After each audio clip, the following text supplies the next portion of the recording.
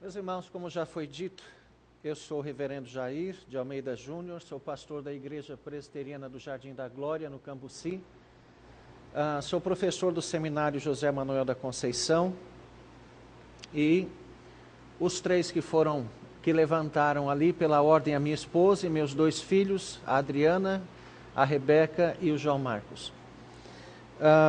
Estou de volta a São Paulo agora há 3 anos, eu estava em Itajaí 9 anos e recebi até muitas das ofertas das igrejas daqui por ocasião da grande enchente lá em 2008 e, portanto, pudemos perceber o carinho das igrejas também naquela ocasião.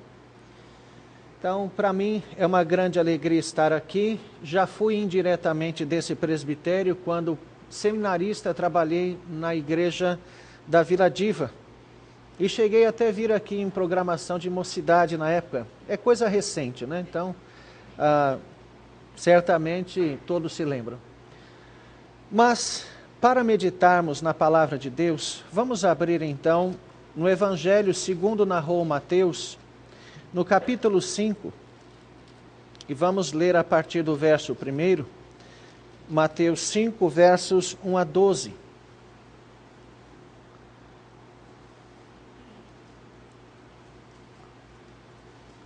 Evangelho de Mateus, no capítulo 5, versos 1 a 12.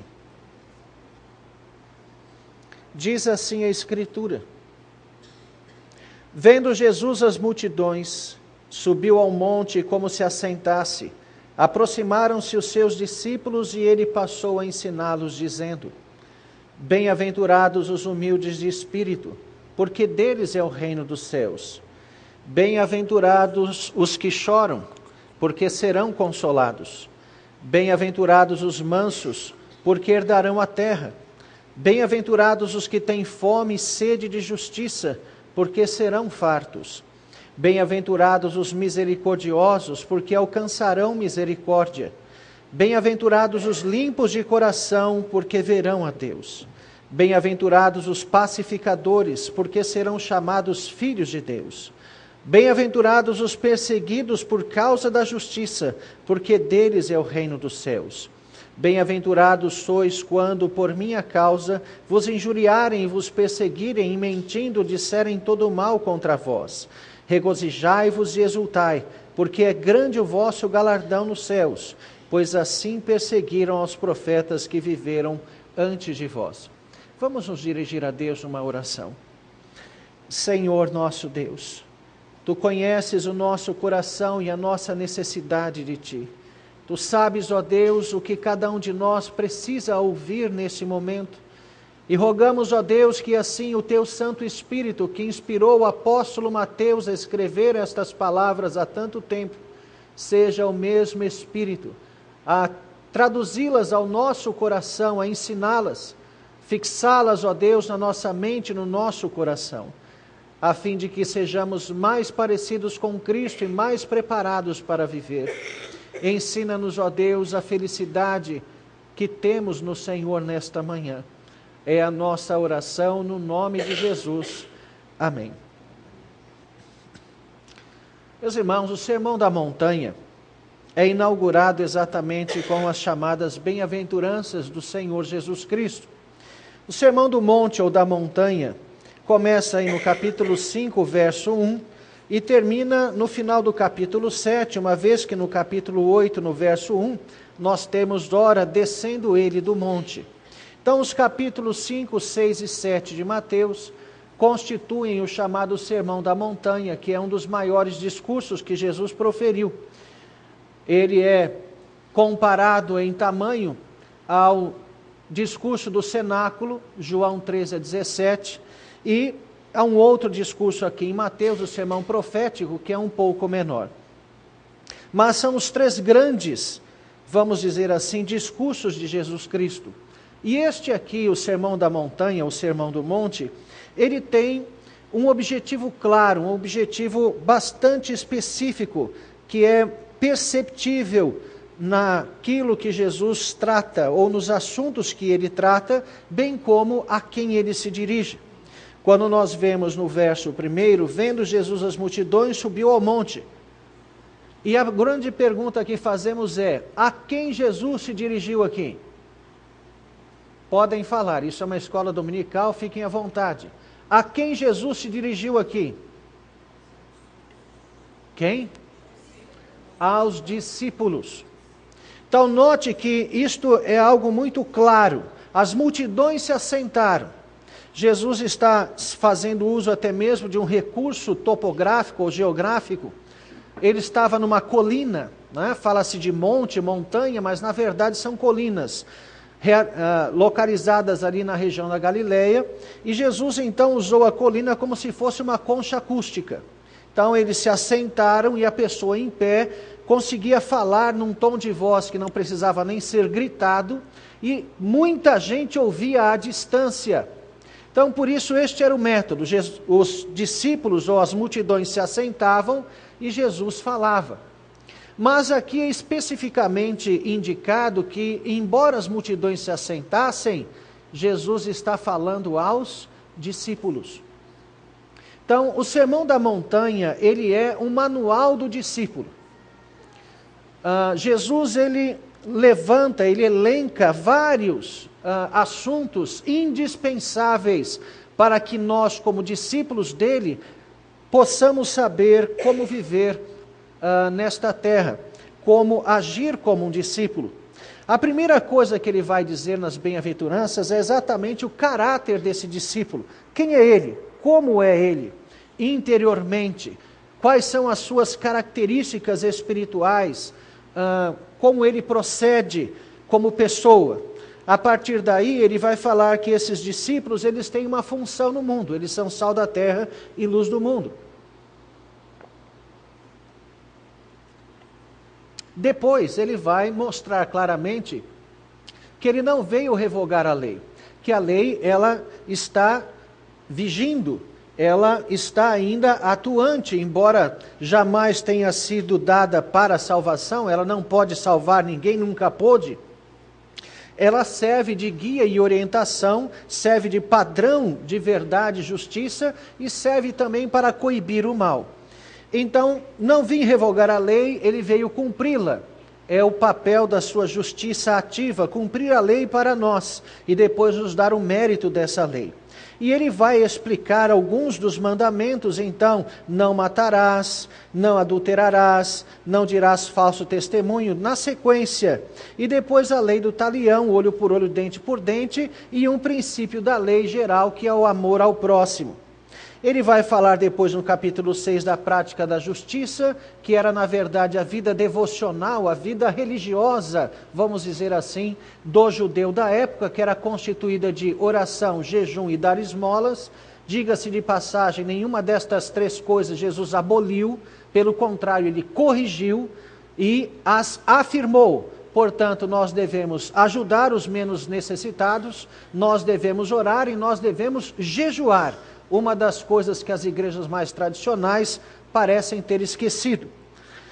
Dá uma oração modelo, que é a oração dominical, e assim segue.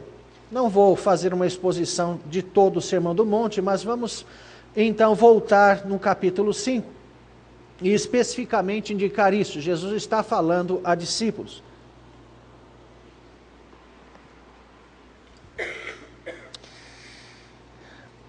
E quando olhamos para as bem-aventuranças, então, a primeira coisa que nós devemos constatar é o que é um bem-aventurado, ou o que é bem-aventurança. Qual é o sentido disto?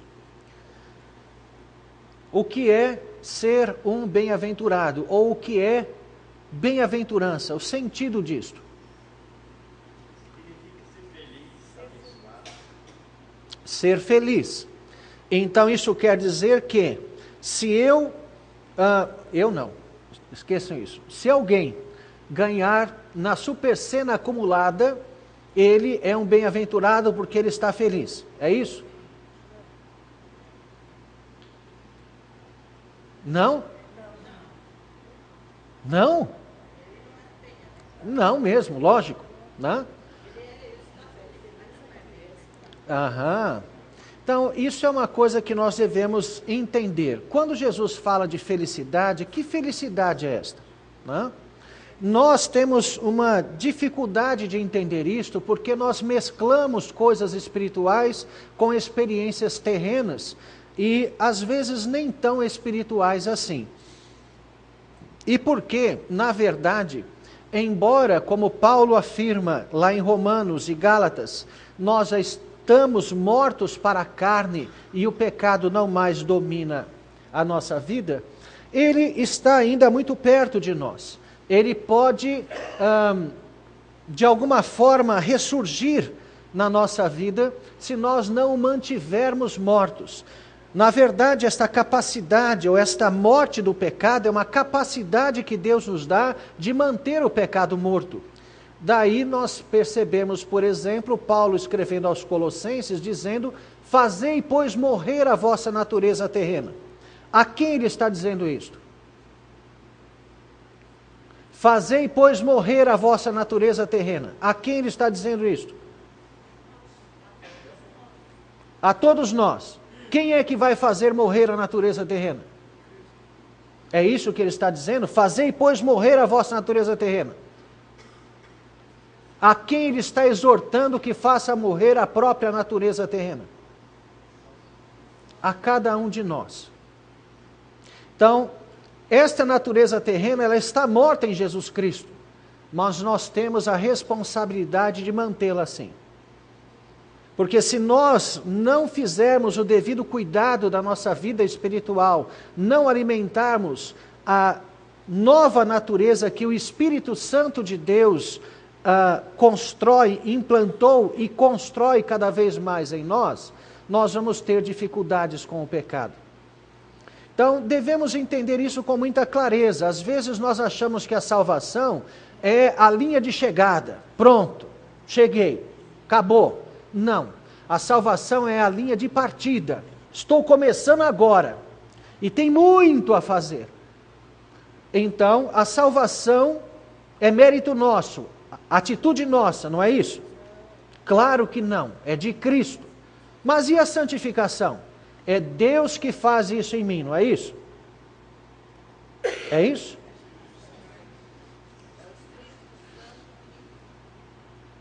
É, né?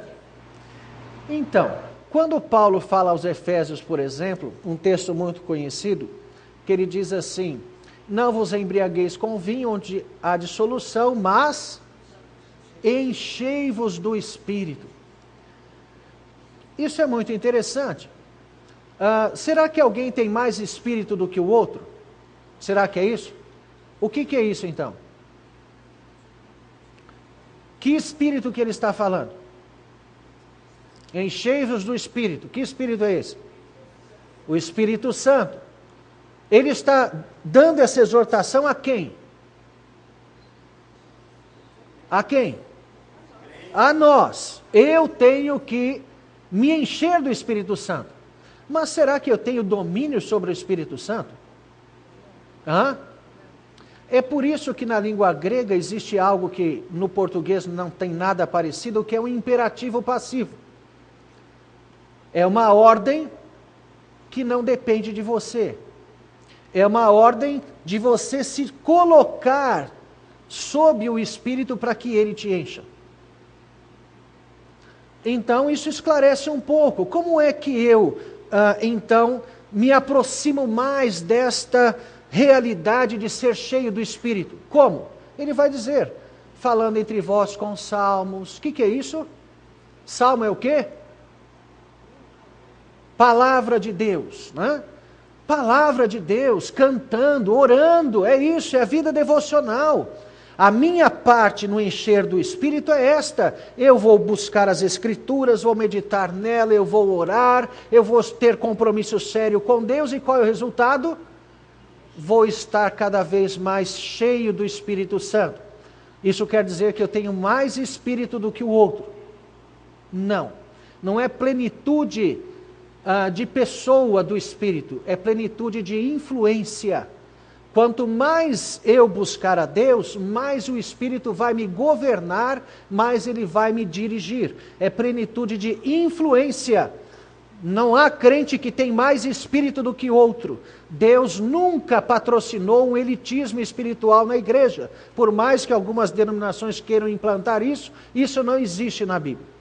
Então, o que existe sim é, quanto mais eu buscar a Deus, mais serei governado por Ele. Bom, isto tem a ver com felicidade, isso tem a ver com as bem-aventuranças em vários sentidos. Primeiro porque muitas vezes nós erramos o foco da nossa felicidade. Nós, embora enfatizemos e falemos isso com muita constância até mesmo na igreja, que a nossa alegria está no reino de Deus, está em Deus, a prática parece não ser esta. As nossas orações, elas refletem muito mais a realidade física e material do que qualquer coisa espiritual. Se nós formos pensar nas nossas orações, quanto tempo nós gastamos pedindo por trabalho, por emprego, por comida, por qualquer outra coisa, que são coisas que devem ser pedidas sim. Mas vamos comparar com quanto tempo pedimos por santidade, sabedoria, consagração, capacitação para o serviço, oportunidade para evangelizar, a bênção de Deus sobre as igrejas, sobre o reino. Não parece haver uma desproporção nisso? O nosso foco está nas coisas desta terra. E Jesus diz, onde está o teu tesouro, aí está? Aonde está o nosso coração? Será que está no reino mesmo? Será que, como Paulo diz, pensai nas coisas do alto onde Cristo vive, buscai as coisas do alto, não as que são da terra? Quando vemos aqui no Sermão da Montanha, Jesus dizer, por exemplo, não ajunteis para vós outros tesouros sobre a terra. Está no imperativo, é uma ordem, um mandamento. Crente não busca riqueza. Jamais. É pecado buscar riqueza. A riqueza é pecado? Não. A busca é. Essa é a grande diferença. Se eu busco riqueza, o meu coração é cobiçoso. Ele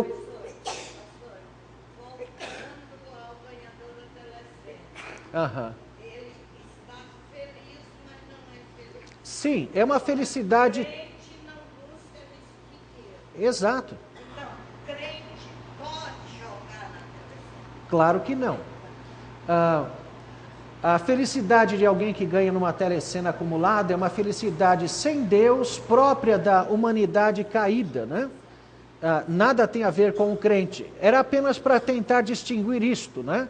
Que o que nós, às vezes até concordando com o mundo, falamos de felicidades que não são assim do ponto de vista de Deus, felicidades de fato.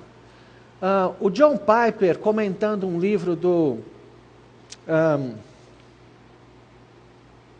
como é que ele chama? Jonathan Edwards.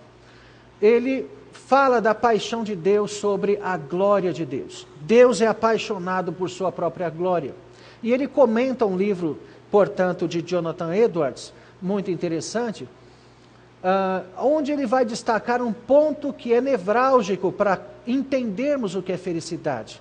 Nós devemos ser felizes em tudo aquilo que Deus é feliz. Nós só podemos nos alegrar, a nossa felicidade tem que acontecer inteirinha dentro daquilo no que Deus se alegra. Então, será que Deus se alegra com meu carro novo? Pode ser que sim, mas pode ser que não. De que forma que eu conquistei ou que eu busquei este carro? Este carro, ele demandou o meu esforço, eu trabalhei e quis aquilo como uma prioridade da minha vida? Se foi assim, Deus não se agradou. Toda bênção material tem que ser uma bênção espiritual, porque eu tenho que ver na bênção material o doador da bênção e o seu favor, a sua graça, o seu amor para comigo, a sua providência. Mas se eu busco as coisas deste mundo acima das que são do reino, então isso não agrada a Deus. Meus irmãos, Muito do que nós nos alegramos não passa de infantilidade espiritual da nossa parte. Às vezes nós chamamos de bênção coisas que destroem a nossa vida espiritual. Uma das coisas mais estratégicas que o diabo fez, o diabo é extremamente inteligente, foi priorizar as coisas secundárias. Por exemplo, trabalhar. Trabalhar é lícito? É? Trabalhar é ordenado por Deus. Nós esquecemos que é um mandamento para o trabalho. Como é que eu posso descansar se não trabalhar? 6 dias é ordem, você tem que trabalhar. E no 7º, descansa. Mas, será que o trabalho é mais importante do que Deus? Do que a minha família? Ora, o crente não pode ficar trabalhando 4, 5 anos em outro país. Vai o marido, deixa a esposa e os filhos aqui, porque quer um futuro melhor para eles? Não é um pensamento assim tão piedoso a respeito de trabalho? Despreza a família, mas vai trabalhar fora para dar o sustento. Existem pais de família que, na verdade, são governados pela empresa onde ele trabalha. A empresa manda ele ficar 6 meses lá onde Judas perdeu as meias. Ele vai. Não importa se... Não, é trabalho, é trabalho. E, meus irmãos, como eu fico arrepiado, não de piedade, mas de raiva, quando eu ouço alguém, um crente, que assumiu algum trabalho na igreja, virar e dizer assim: olha, surgiu um compromisso. Que raio de compromisso ele tem com Deus e com a igreja, então? Compromisso é outra coisa. Surgiu um compromisso, mas peraí, você não tem nenhum compromisso com a igreja, então? Você disse que ia fazer, mas surgiu um compromisso? É isso? Então o diabo, meus irmãos, teve este plano brilhante de trabalhar na mente dos crentes na ênfase do secundário. Eu desprezo o principal, Deus, família e igreja, e enfatizo o secundário. Eu estou trabalhando, trabalhar é lícito, mas você caiu num dos maiores enganos infantis que a própria Bíblia mostra. Que proveito eu tenho se ganhar o mundo inteiro, se eu trabalhar para isso licitamente e perder a alma, perder as coisas insubstituíveis? Então, muitas vezes nos alegramos nisso.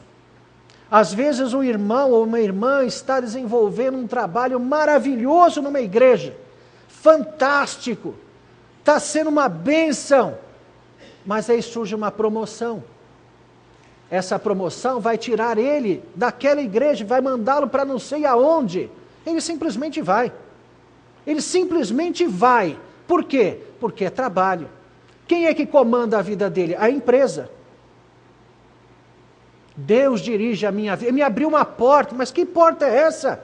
Quer dizer que o ministério que ele está realizando na igreja, isso é um apêndice que pode ser cortado se inflamar. É isso? Qual é a prioridade? Buscar, pois, em primeiro lugar, o trabalho, o emprego, não é assim? O reino de Deus. Mas eu estou trabalhando para o reino, meu trabalho é para o reino. Não é.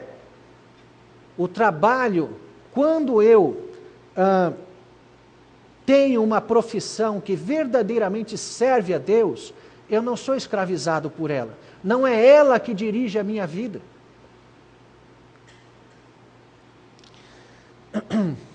Então nós temos aí uma ideia de felicidade muito diferente. Chamamos de bênção que nos agrada e não o que agrada a Deus. Uma vez uma senhora cujo filho estava saindo das drogas e tinha começado a frequentar a igreja, ela veio numa reunião de oração agradecer a bênção. Olha que bênção! Ela veio agradecer a bênção que o filho começou a trabalhar. Isso não é uma bênção? É ou não é? Então, ele começou a trabalhar no Habib's, ia trabalhar todo domingo e nunca mais pôs o pé na igreja e voltou para as drogas. Olha que bênção! Não é uma bênção? É maravilhoso. E foi agradecer na reunião de oração. Então, meus irmãos, nós somos muito infantis na vida com Deus e nos deixamos levar. Não paramos para pensar naquilo que de fato é prioridade para a nossa vida e tomamos atitudes pensando naquilo que agrada um coração humano e não agrada a Deus. Então, alegrarmos-nos naquilo que alegra a Deus. E este livro também é interessante, eu já tinha visto isso em outro lugar, mas quando falamos de pecado, o que é o pecado? Qual é a definição?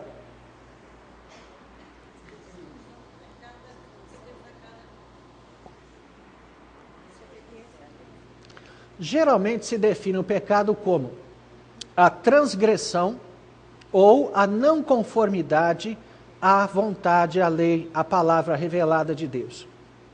A transgressão é quando eu quebro o mandamento, quando eu desobedeço. Mas há também aqueles que dizem, olha, eu não mato, não roubo, não fumo, tento uma neutralidade, né?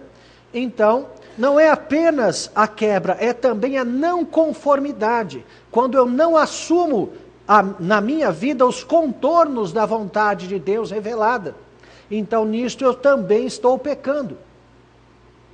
Mas, existe, vamos dizer, um princípio ainda mais profundo do que isso, que é o princípio de roubar a glória de Deus. O pecado tem como centro roubar a glória de Deus. Isso é uma coisa muito interessante.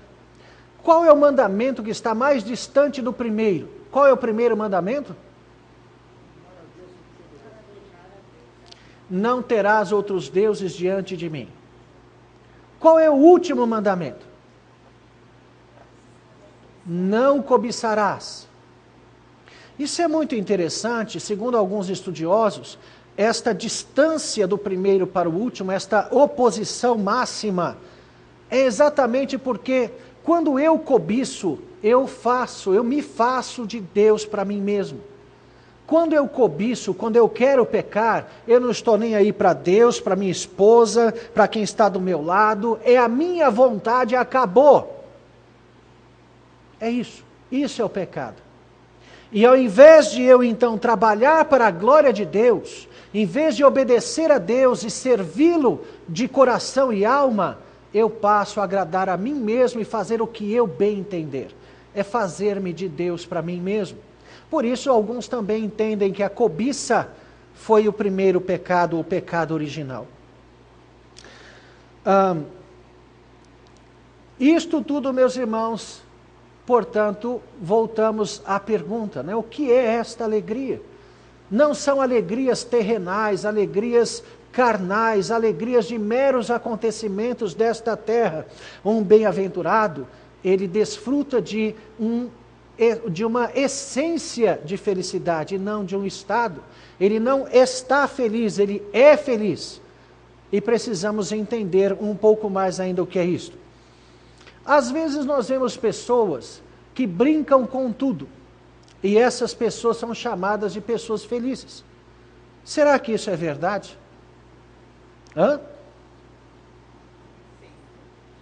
Será que uma pessoa que brinca com tudo é uma pessoa feliz?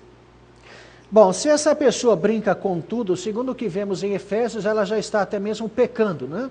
Porque quando Paulo fala de chocarrices lá, ele está falando dessas brincadeiras intermináveis que acabam sempre em pecado. Porque, meus irmãos, o corpo humano é uma coisa interessante, né?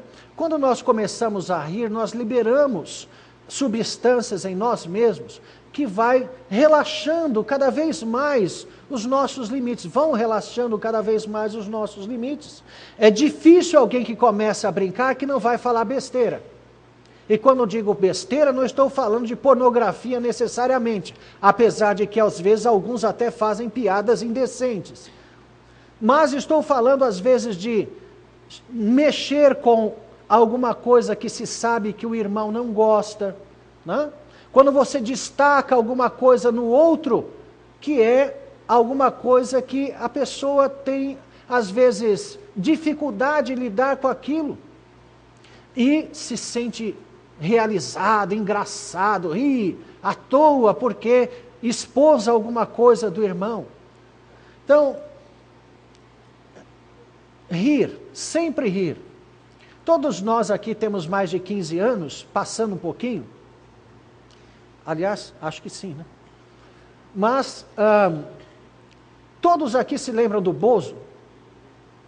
Vocês se lembram como o Bozo terminava os programas dele?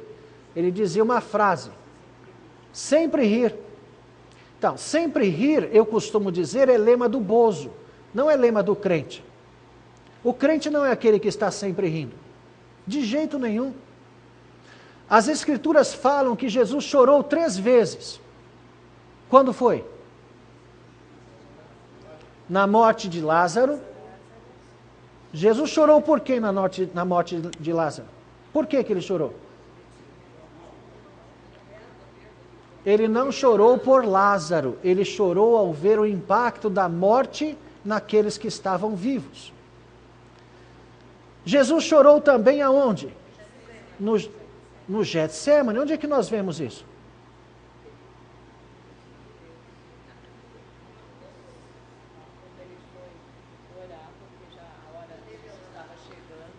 Na carta aos Hebreus, nós vemos o autor aos Hebreus dizer que Jesus ofereceu súplicas com lágrimas. É o autor aos Hebreus que nos diz que Jesus chorou no Getsemane. E qual foi a terceira ocasião? Diante de Jerusalém. Jesus chorou 3 vezes, é muito provável que tenha chorado outras. A Bíblia só nos fala destas 3. Quantas vezes a Bíblia diz que Jesus riu? Quantas? Nenhuma. Nenhuma. Única. Isso quer dizer que nós devemos ser beneditinos, contrários ao riso, que é pecado, não é isso? Claro que não. Mas certamente o fato de Jesus, de os evangelhos mostrarem claramente que Jesus não era uma pessoa sorridente, pelo contrário, era um homem de quem se desviava o olhar. Quando os judeus foram conversar com Jesus lá, se não me falha a memória, no Evangelho de João, e Jesus fala de Abraão, e eles dizem, mas tu não tens nem, quanto? 50 anos. Eles compararam Jesus com alguém próximo de 50 anos. Quantos anos Jesus tinha?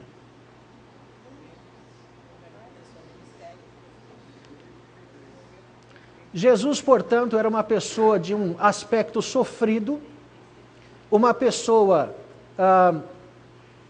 que aparentava ser mais velho, alguém que, portanto, não ficava rindo à toa.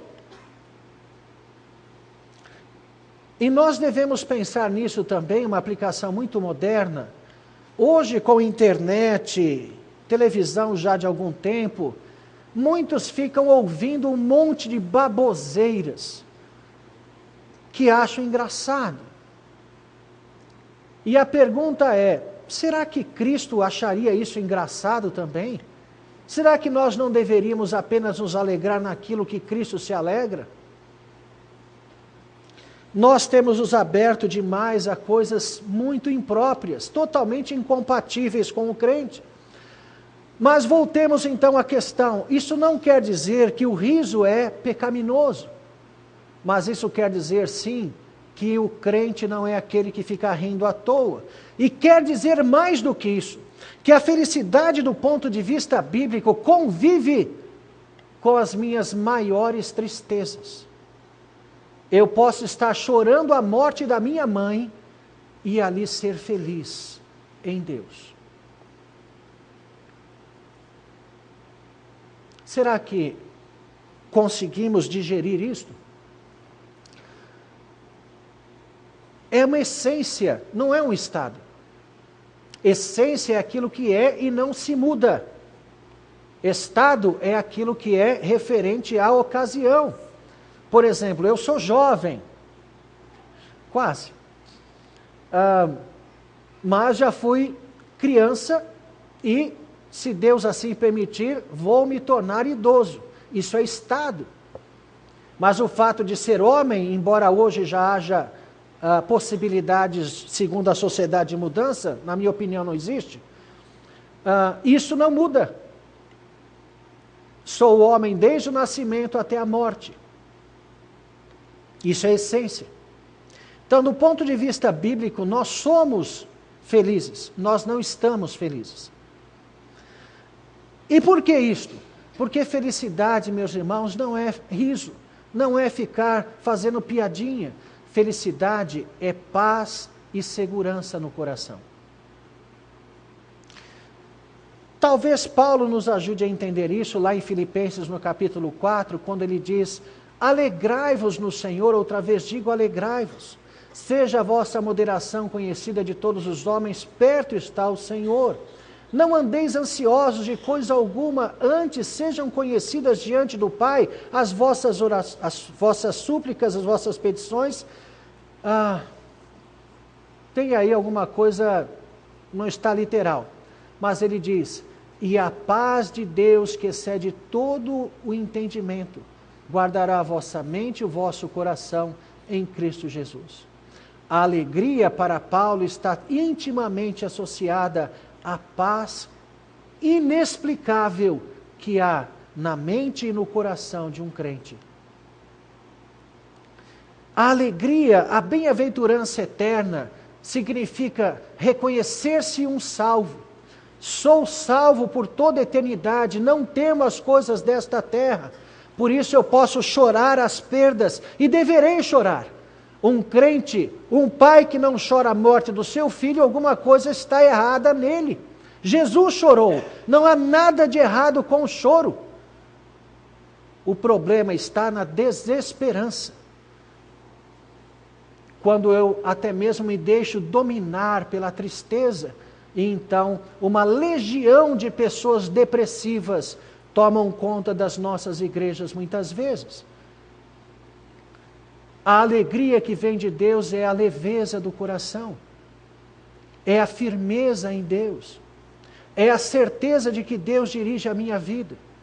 Então, perdi um ente querido, choro por isso, mas sei que Deus está na condução de tudo, e isto consola e anima o meu coração. Isto, portanto, é ser um bem-aventurado. Não é apenas uma alegria para o novo céu, nova terra, ou para o estado intermediário. Se Cristo não voltar antes da nossa morte, estaremos apenas espiritualmente no céu. Bem-aventurado não é a promessa disso simplesmente, mas é a vivência o máximo possível destas verdades eternas no aqui e no agora também. Paulo tem a sua escatologia muito interessante, porque ele diz assim: nós já o quê? Morremos, e nós já ressuscitamos, nós já nos assentamos com Cristo nos lugares celestiais. Você já morreu? Você já ressuscitou? Paulo diz que sim. E agora? Como é que fica isso? Quando Paulo fala que nós já morremos e já ressuscitamos, ele pega o fato histórico da morte de Cristo. Para Paulo, a Bíblia indica isto: a morte de Cristo foi a morte de todos nós. Todos nós já morremos com Cristo. De certa forma, o túmulo de Cristo era uma cova coletiva. Todos nós morremos ali. E da mesma forma, quando Cristo sai, quando Cristo ressuscita, todos nós ressuscitamos com Ele.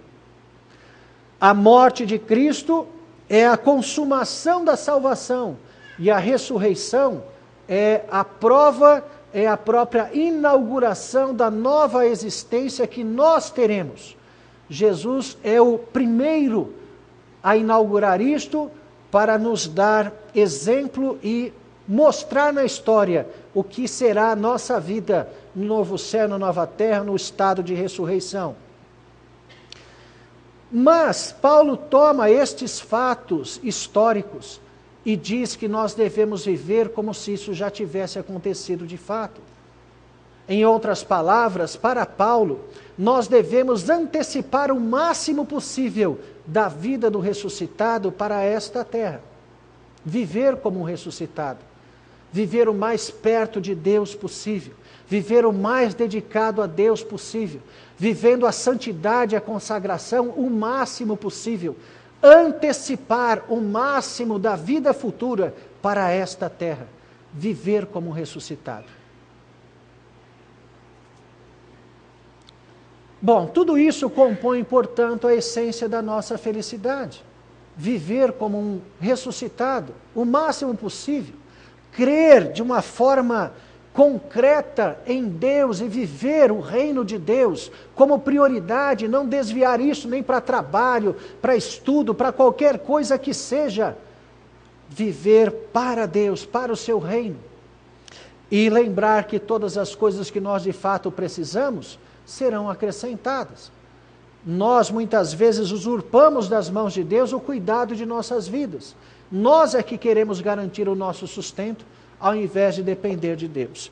É lógico que não estou dizendo que não devemos trabalhar, mas é Deus quem vai usar o nosso trabalho na medida certa do nosso trabalho para nos abençoar. Bom, isto é ser um bem-aventurado. Eu tenho até que hora, só para eu ter uma ideia, são mais 10 minutos, é isso? Ou já acabou? É? Então dá para prosseguir um pouquinho. A primeira bem-aventurança, bem-aventurados os humildes de espírito, porque deles é o reino dos céus. Quando nós falamos de humildes, precisamos entender o que é isto. Alguém aqui tem a versão revista e corrigida, cujo, agora não dá mais, mudou, mas antigamente você poderia dizer que o nome do livro estava no centro da página, agora está, que era uma característica da versão corrigida. Alguém aqui tem uma Bíblia revista e corrigida? Tem? Leia para mim este verso.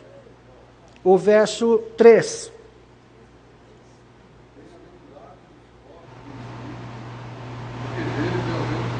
Exatamente. Notem o que diz esta versão. Bem-aventurados os pobres de espírito, porque deles é o reino dos céus. Se alguém chamar você de pobre de espírito na rua, você vai gostar disso? Hã? Sim ou não? Não? Deveria. Jesus disse que ia ser um bem-aventurado. A questão é que na sociedade, a expressão pobre de espírito se tornou análoga a alguém sem caráter, né?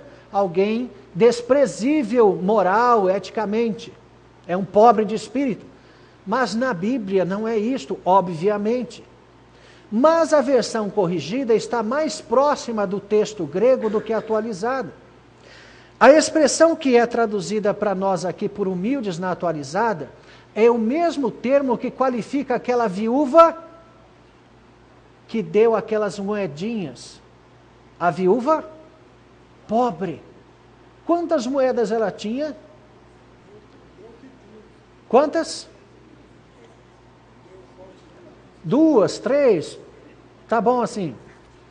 Mas aquelas moedinhas, elas significavam aproximadamente 1/3 de um dia de um trabalhador comum.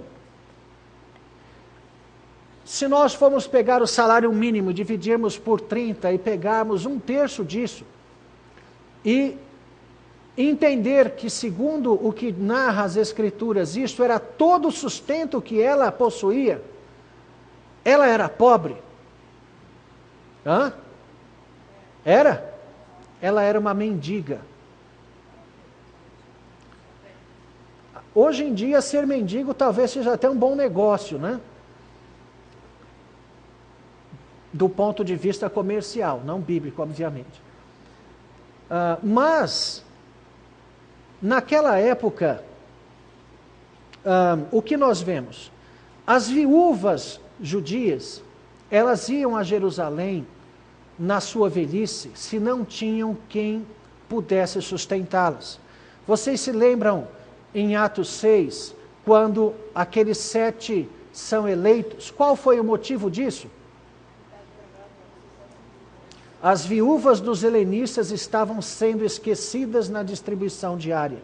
Porque a igreja do Novo Testamento adotou a mesma prática dos judeus de Jerusalém de sustentar as viúvas, que Paulo vai chamar depois de verdadeiramente viúvas, ou sejam aquelas que não estavam mais em idade de se casar e aquelas que não tinham filhos ou parentes que pudessem sustentá-las.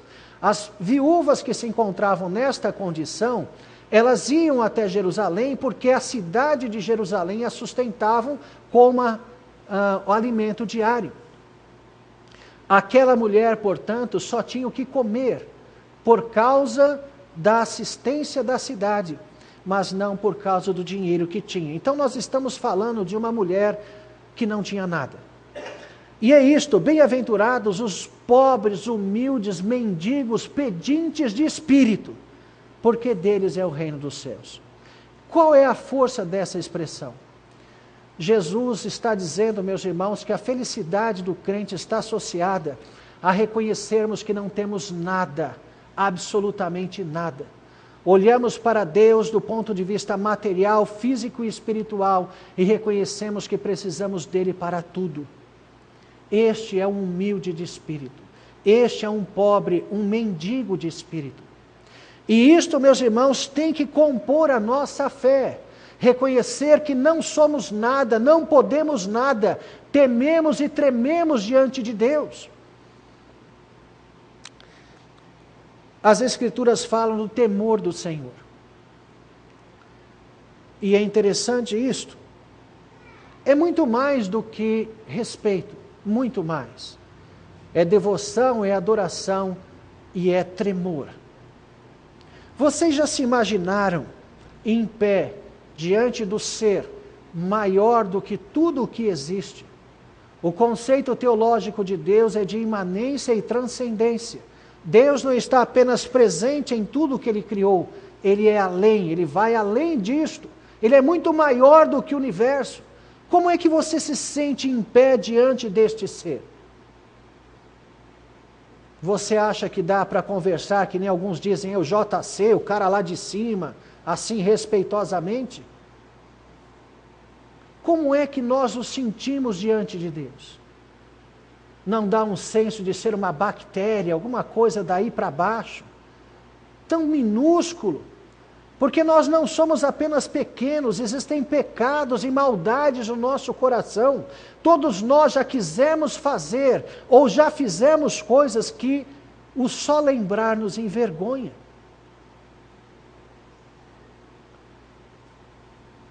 Diante de Deus, como é que eu me sinto? Não há como comparecer diante de Deus, meus irmãos, sem antes perceber os pecados, a minha total incapacidade de agradecê-lo, de honrá-lo, de obedecê-lo, de glorificá-lo.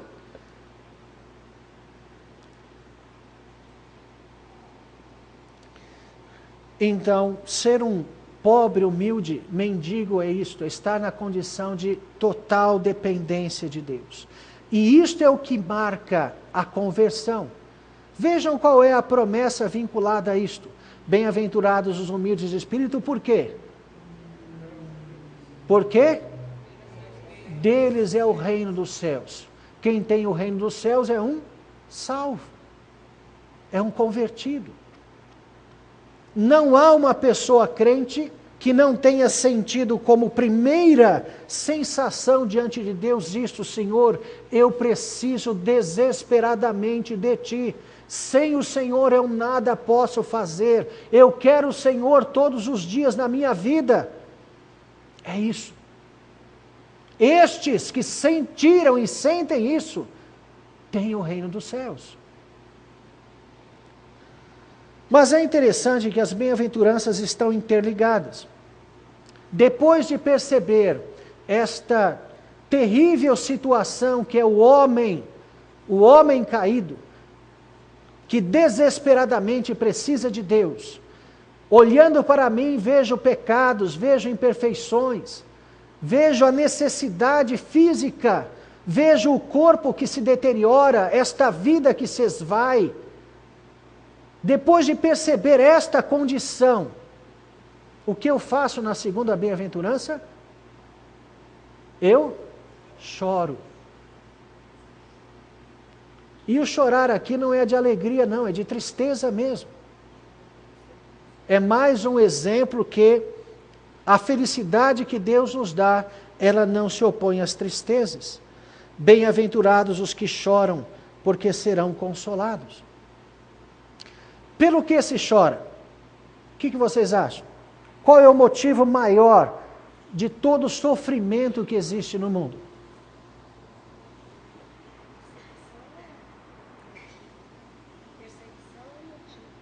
Perguntei primeiro, mas se nós pensarmos no motivo de todo o sofrimento do mundo, nós chegamos a apenas uma coisa. Qual é? O pecado. A entrada do pecado no mundo trouxe morte, sofrimento, separação. Aliás, a morte caracteriza tudo, né? Nós vivemos tanta morte que nem mesmo percebemos. Quando você entra num açougue, o que você vê lá? Aquilo nasceu numa árvore, não foi uma picanha assim na árvore, não foi assim? Quando você compra uma caixinha de hambúrguer, está lá, aqui jaz o boi fulano, está assim? Nós vivemos morte, né? A morte faz tanta parte da nossa vida que nós até nos acostumamos com isso. Morte quer dizer separação. Morte caracteriza os atritos, caracteriza as divisões, tudo isso é um estado de morte que nós vivemos. A própria palavra diabolos, no grego, quer dizer aquele que divide, literalmente, ela tem como antônimo o símbolos, que é aquele que une. Então, tudo isto, meus irmãos, mostra a condição trágica da vida que nós vivemos. Nós não somos aquelas pessoas tétricas, pessimistas, que levantam um dia e pensam qual a desgraça que vai me acontecer hoje. Não é assim. Mas nós temos que perceber que não foi esta vida que Deus criou. Não foi isto aqui que Deus criou quando formou Adão. Isto aqui é um estado miserável, caído, de pecado. Este é o estado do mundo debaixo da ira de Deus. E não podemos querer prolongar isto aqui, achando que é esta vida aqui o que Deus tem a nos dar. Portanto, nós choramos pelo pecado. O pecado de forma geral que trouxe toda esta desgraça, as guerras, os estupros, os assaltos, todas as separações, os atritos. Choramos por isso. Quem não teve os olhos cheios de lágrimas ao ver, por exemplo, bebês, pele e osso na Somália ou em outros países da África? Uma das fotos que mais me chocaram foi uma de um menino lambendo uma vaca, o rabo da vaca, porque não tinha como comer, não tinha o que comer.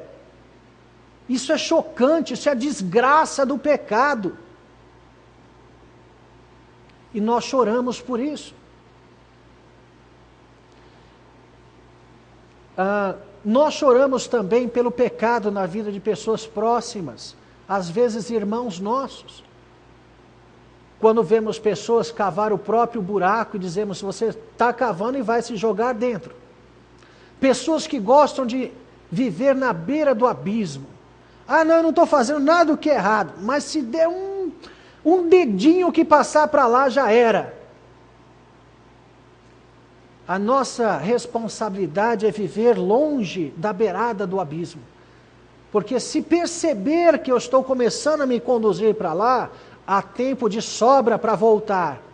Mas há aqueles que insistem em viver lá na beira do abismo. E nós choramos quando essas pessoas caem. Como choramos? O pecado na vida delas e a destruição que causou nos afeta também. Nós somos corpo. E nós choramos também pelo pecado na nossa vida. Não há como pecar e não se sentir sujo, não se sentir de alguma forma em estado de ofensa diante de Deus. Não é?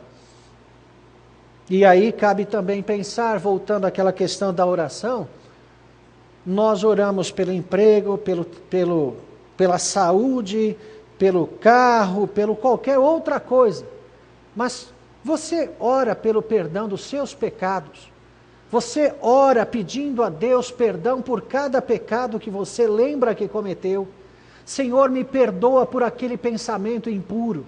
Senhor, me perdoa porque quando eu olhei para aquele cara que me fechou, eu quis a morte dele. Senhor, me perdoa porque eu comecei a brincar e falei coisas que não devia. Senhor, me perdoa porque eu invejei aquilo que aquela pessoa teve, eu queria tanto aquilo, e eu invejei o que ele teve, o que ele tem. Será que eu peço perdão a Deus assim, um por um? Ou eu vou no atacado e perdoo os meus pecados em nome de Jesus, amém? Aquela coisa bem assim, absurda, porque isso não mostra arrependimento nenhum. Né? Na hora de pedir, nós quase especificamos até o modelo e a cor do carro. Mas na hora de pedir perdão, é no atacado. E assim no final da oração, de uma vez só.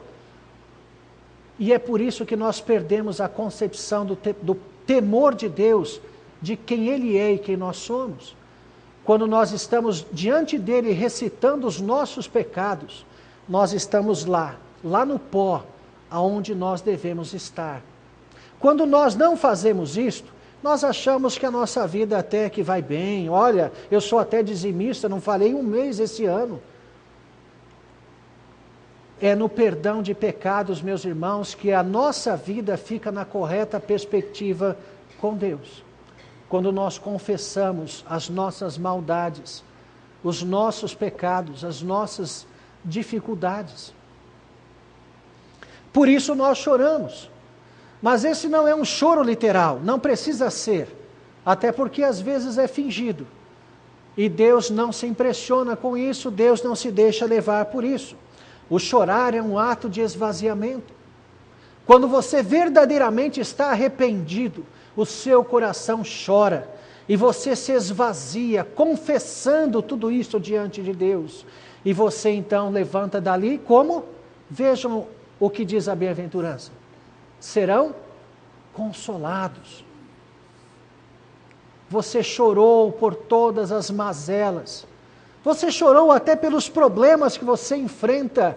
Mas diante de Deus, todas as coisas se tornam na correta perspectiva. Os meus problemas e dificuldades eu entrego nas mãos do único Deus que é todo-poderoso. Eu descanso. Os meus pecados são cancelados. E eu, em toda humildade, no pó, com o nariz no chão, eu peço perdão a Deus, reconhecendo toda a maldade, a indignidade da minha alma e toda a grandeza do amor, da graça de Deus. Meus irmãos, se eu não peço perdão todos os dias, não vejo quem eu sou. Se eu não vejo a podridão que ainda há em mim e que preciso lutar constantemente contra ela, não agradeço a Deus na perspectiva correta, como deveria. O meu culto será até mesmo mecânico. Lembram-se daquela mulher chamada pecadora que lavou os pés de Cristo com suas lágrimas e enxugou com os cabelos? Lembram-se disso? Naquela época, os cabelos das mulheres eram tão intocáveis como hoje. A parte talvez mais sensível da mulher é o cabelo. Se você bagunçar alguma coisa, antes disso ela já vai falar, né? Mas aquela mulher, ela pegou o cabelo dela e enxugou os pés de Cristo. Meus irmãos, acho que todos nós aqui já andamos de Havaianas no pó em uma estrada de terra. Você já fez isso? Você já notou como é que fica o seu pé? Que cor ele fica? Preto.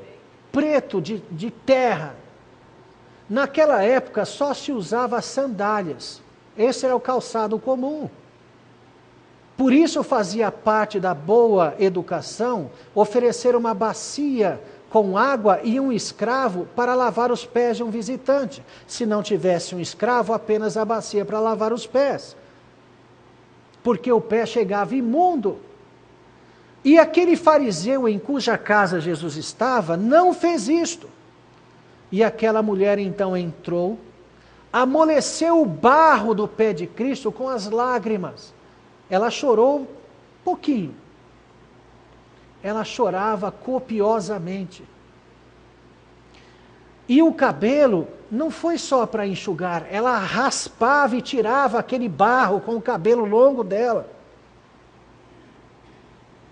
Porque agora ela estava diante do Salvador. Ela era uma prostituta. Uma mulher pecadora, geralmente, com quase 99,9% de chance, era uma prostituta. Não mais prostituta, que havia sido alcançada pelas palavras de Cristo e agora ela não tinha mais vaidades pessoais diante de Cristo, qualquer coisa, nada mais era importante. Ela estava diante do Salvador, ela chorava, e ela chorava um choro leve. Era um choro de tristeza, mas de esvaziamento, uma coisa de consolo. Como era bom para ela estar ali. Ela chorava copiosamente, lembrando do que ela tinha sido e agora que ela era regenerada aos pés do Salvador. Bem-aventurados os que choram, porque serão consolados.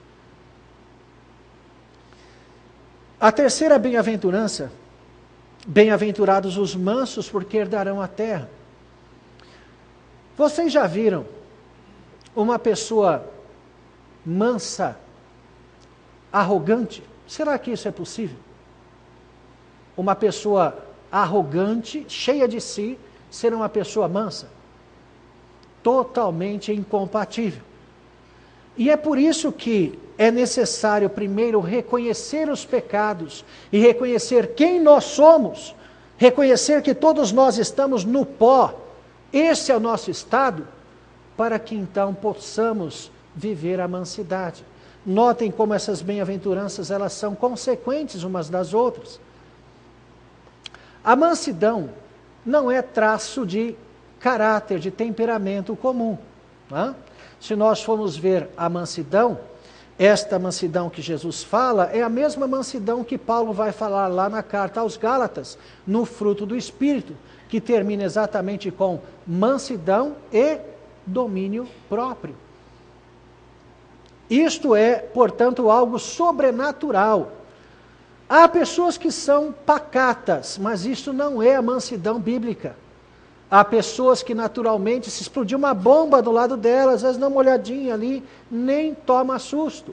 É peculiar delas, mas isto é natural, é inato. A mansidão nada tem a ver com inatismo. A mansidão bíblica tem a ver com a obra do Espírito no coração do crente. Portanto, quem é que tem esta mansidão ou quem deve ter? Quem? Quem? Todos os crentes. Aquela pessoa que é explosiva e diz assim, eu sou assim mesmo, ela não conhece a Bíblia. Porque se ela é assim mesmo, ainda bem que ela reconhece, mas ela tem que mudar. Porque ao buscar o Espírito Santo de Deus, como já dissemos, a plenitude do Espírito, o exercício devocional diário, o contato com a igreja, tudo isto, se ela busca de fato, trabalhará o seu coração. A mansidão, meus irmãos, é algo muito importante para nós. A mansidão é uma total transparência diante de tudo e de todos, onde nós não estamos para defender orgulho, defender um eu, o nosso eu já tem que estar morto e crucificado com Jesus Cristo. Deve ser, portanto, uma vida de total morte do eu. Não tem como haver uma pessoa mansa que faça qualquer manutenção do seu eu pessoal, qualquer tipo de vaidade, direitos. Ela simplesmente vive para Deus em justiça e santidade. É muito interessante pensar na mansidão conjugada com o domínio próprio. Lá em Provérbios, Salomão diz assim: como cidade derribada que não tem muros, assim é o homem que não tem domínio próprio. O que é uma cidade derribada? Vamos lá, um de cada vez. O que é uma cidade derribada? Uma cidade completamente destruída, sem muros. Assim é o homem que não tem domínio próprio. Vocês se lembram qual foi a primeira coisa? Neemias, primeiro Esdras começou a obra, depois Neemias a terminou. Mas qual foi a primeira coisa que eles precisaram fazer?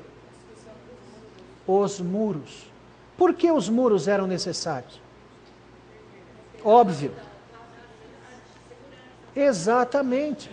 Então note, qual é o futuro de uma cidade destruída que não tem muros?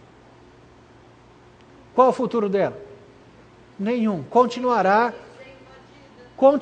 assim, destruída. Salomão diz que uma pessoa sem domínio próprio é como uma cidade destruída sem muros. Se eu começar a reconstruir qualquer coisa, o que acontece? Vem de novo, é invadida e cai tudo por terra. O domínio próprio, portanto, são como muros ao redor do nosso coração que guardam esta mansidão que há em nós. Nós devemos desenvolver, meus irmãos, em Deus, a capacidade de não deixar que palavras, atitudes, ocasiões, qualquer coisa exterior a mim, penetre em meu coração. O domínio próprio, portanto, é isto, é uma muralha. Nada vai entrar e perturbar a minha alma, nada. E então a mansidão é vivida. A mansidão e o domínio próprio são praticamente dois lados da mesma moeda. E quando falamos de mansidão, há uma promessa conjugada, que na verdade está lá no Salmo 37, e diz, porque herdarão a terra. Primeiro, que terra é esta? Já vou encerrar, viu? Que terra é esta? Herdarão a terra. Então, é o novo céu, a nova terra? Quem acha que sim, levante a mão. Quem acha que não, levante a mão. E quem não acha nada?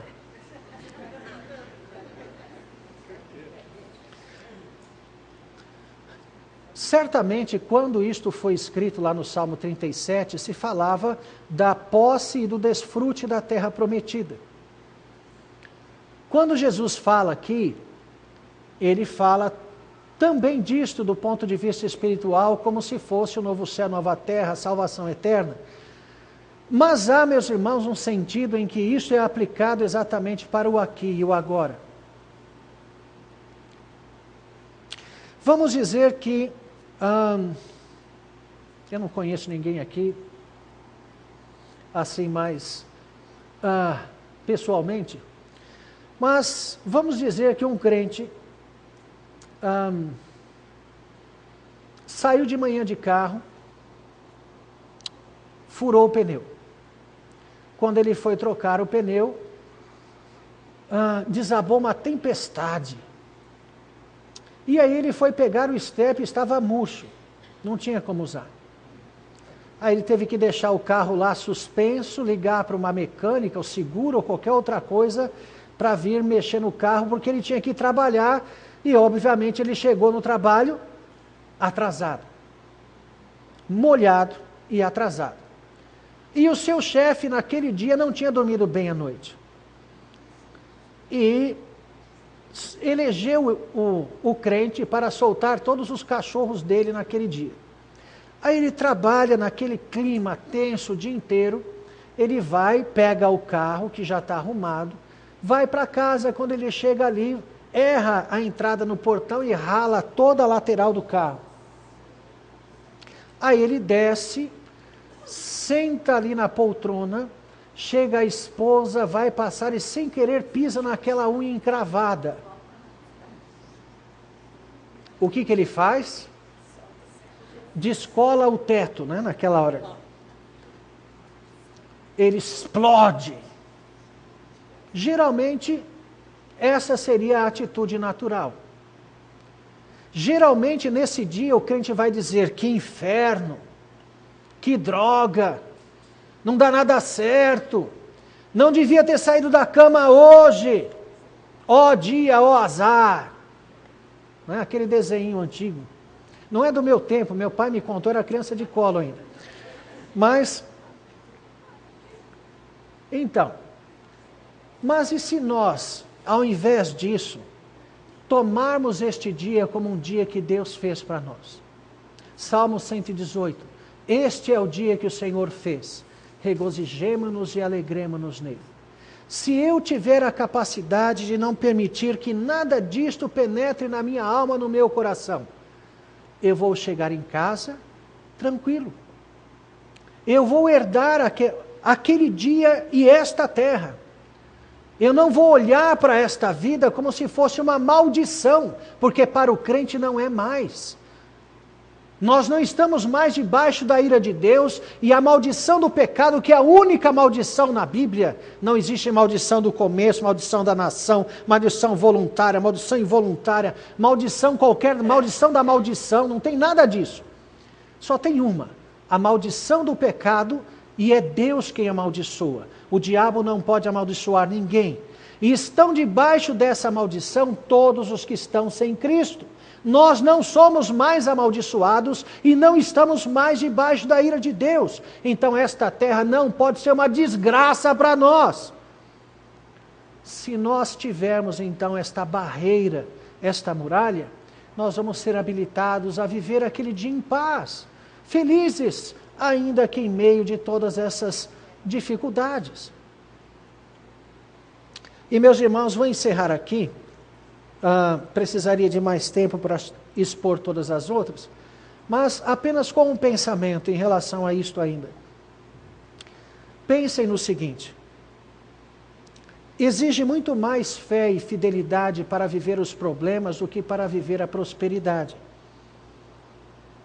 Via de regra, em todas as épocas em que o povo de Deus teve descanso dos seus inimigos e prosperidade na terra, eles se desviaram. Isso não quer dizer que nós vamos pedir a Deus que nos encha de problemas para enfrentar, nem precisamos disso, porque esta vida, como vivemos no mundo caído, embora não sejamos mais amaldiçoados, os problemas são naturais a esta terra. O que nós devemos fazer é saber lidar com esses problemas, lembrando que não há ocasião mais poderosa de testemunho do que os nossos problemas. O que o diabo disse a Deus diante de Jó, aliás, quando estavam diante de Jó, vendo a vida de Jó, Deus diz ao diabo: vestes o meu servo Jó, homem íntegro, reto, temente a Deus, se desvia do mal, não há ninguém na terra como ele. O que o diabo disse? Ele é assim porque o Senhor dá tudo para ele. Vê se tirar tudo dele, se ele não vai blasfemar de ti. E o que faz Jó durante toda a sua provação e tentação, porque ali foi uma provação e uma tentação. É aquela coisa que toda tentação é uma provação, mas nem toda provação é uma tentação. Não é? Isso depois peça para o reverendo explicar ali. Então, o argumento foi esse: ora, se tudo vai bem, se a vida dele está boa, lógico. Meus irmãos, eu tenho uma tese a respeito disso. Tese, eu digo, um pensamento, uma afirmação. Na minha forma de ver, não existe fidelidade sem ocasião que realmente a autentique. Em tempos que nós vivemos, onde ainda podemos ter templos de portas abertas, até o ímpio pode ser, entre aspas, fiel. Mas quando realmente há dificuldades, apenas o crente é aquele que vai permanecer. E apenas o crente é aquele que vai mostrar que crê verdadeiramente. Então, não há maior ocasião de testemunho exatamente quando estamos passando por problemas. É ali que nós vamos mostrar a exuberância da nossa fé, o quanto de fato cremos em Deus.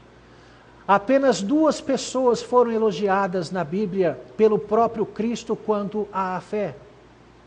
A primeira foi aquela mulher cirofenícia, que tinha uma filha endemoniada, que veio ao encontro. Aliás, Jesus foi ao encontro dela também, porque ele não tinha nada a fazer lá no lado de Tiro e Sidom, a não ser encontrar aquela mulher que vinha ao seu encontro. E ele diz a ela: não é bom tomar o pão dos filhos e lançá-lo aos cachorrinhos. E ela diz: sim, eu sou o cachorrinho, não tem problema, é isso mesmo. Eu sou o cachorro, mas eu me contento com as migalhas. E Jesus, quando disse aquilo, não foi para humilhá-la, para envergonhá-la, foi para que ela pudesse mostrar exatamente isso, a exuberância da fé. E Jesus diz: mulher, grande é a tua fé, faça-se contigo como tu queres. E diz a Bíblia que desde aquele momento a sua filha ficou curada. O outro foi aquele centurião que tinha um servo enfermo. Ele manda chamar Jesus Cristo. E quando Jesus chega perto da sua casa, ele manda dizer: olha, não entre em minha casa. Eu não sou digno de que entre debaixo do teto em que eu moro. Eu tenho homens ao meu serviço, eu digo a este vai, ele vai, ao outro vem, ele vem. O senhor pode fazer o mesmo, uma palavra sua basta. E Jesus diz: nem mesmo em Israel achei fé como esta. Nos dois casos, meus irmãos, os dois não estavam buscando favores direto para si mesmos, mas para pessoas que muito amavam. E nos dois casos não eram pessoas do povo de Deus. Era uma mulher cirofenícia e um centurião romano. Pessoas que foram alcançadas por Deus sem fazer parte da comunidade de Israel. Mas apenas para que nós meditemos nisto, então, busquemos, meus irmãos, a felicidade do ponto de vista bíblico. Cuidado para não querer viver a felicidade terrena, a felicidade simplesmente humana, a felicidade física e material, os prazeres desta terra. Cuidado com as coisas lícitas. Cuidado, porque o diabo tem como uma das suas estratégias mais eficazes valorizar o que é secundário. É lícito sim, mas se eu colocar em primeiro lugar se torna ilícito. Cuidado com isso. Vamos olhar para as bem-aventuranças e procurar nos enxergar nelas. Se somos convertidos, elas têm que fazer parte em alguma medida na nossa vida. O meu desejo, a minha oração, que tenha um feliz então 2014. Mas esta felicidade aqui, a felicidade que vem da parte de Deus. Que Ele, portanto, nos abençoe. Amém. Vamos fazer uma oração? Senhor nosso Deus, sabemos que o nosso coração se inclina muitas vezes para aquilo que não é do Teu agrado. Ajuda-nos, ó Deus, a termos prazer e satisfação apenas naquilo que Te alegra. Que a nossa alegria seja inteiramente, ó Deus, experimentada dentro dos limites da Tua alegria. Que nós não roubemos a glória que deve ser tributada unicamente a Ti, buscando, ó Deus, a realização das nossas coisas e centrando o nosso querer e a nossa própria pessoa como o resultado daquilo que fazemos. Ajuda-nos, ó Deus, a vivermos a felicidade no Senhor, como vimos hoje, na dependência absoluta do Senhor, reconhecendo todas as nossas mazelas e misérias de corpo e alma. Que nós, ó Deus, choremos, nos esvaziando de todas as culpas, que nós, ó Deus, confessemos todas as coisas, reconhecendo tudo o que fazemos de errado e lamentando o pecado no mundo e na vida dos nossos irmãos, e certamente seremos consolados.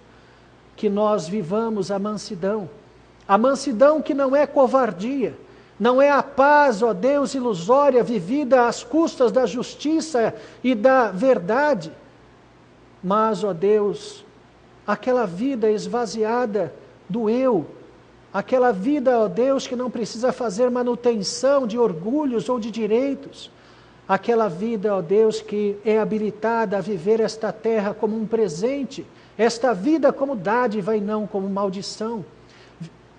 Começar, ó Deus, a adiantar o céu para cá, viver o máximo possível, ó Deus, das bênçãos eternas, começando já agora.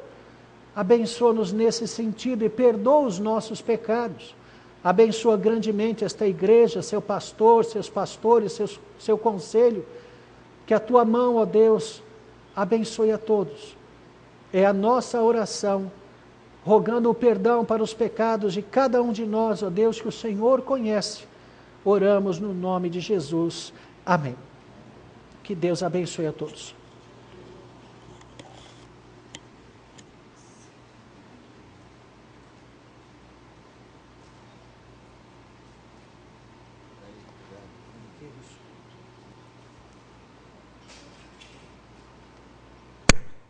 Irmãos, queremos agradecer ao pastor Jair de Almeida, sua família. Muito obrigado, Jair, pela excelente aula, exortação para a nossa vida, não é isso?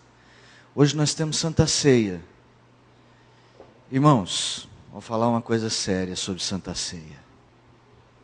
Crente não pode ficar sem cear. Há crentes... Eu sei que há dificuldades, as irmãs dizem ruim vir, porque é de noite. Nós vamos providenciar um carro para levar, mas não faltem. Nós não podemos passar meses sem isto. Cristo nosso Senhor deixou essa ordenança. Ela deve ser observada de maneira fiel e com muito quebrantamento da nossa parte. Este ano, faça um propósito. No que depender de você e o quanto isso for-lhe possível, valorize o dia da Santa Ceia. Isso é muito importante para a igreja. Então, estou dizendo isso com o coração aberto. Eu entendo, como já a irmã, que nós já conversamos tanto sobre as dificuldades que ela tem, Dona Sidneia, Dona Deise, às vezes por causa que fica tarde, o culto, como tem Santa Ceia, demora um pouco mais. Que nós vamos nos ajudar, nós vamos ter que dar um jeitinho de nos ajudar. Especialmente para os irmãos que não podem ir para casa, porque ficou um pouco mais tarde. O que a gente não pode fazer é o contrário.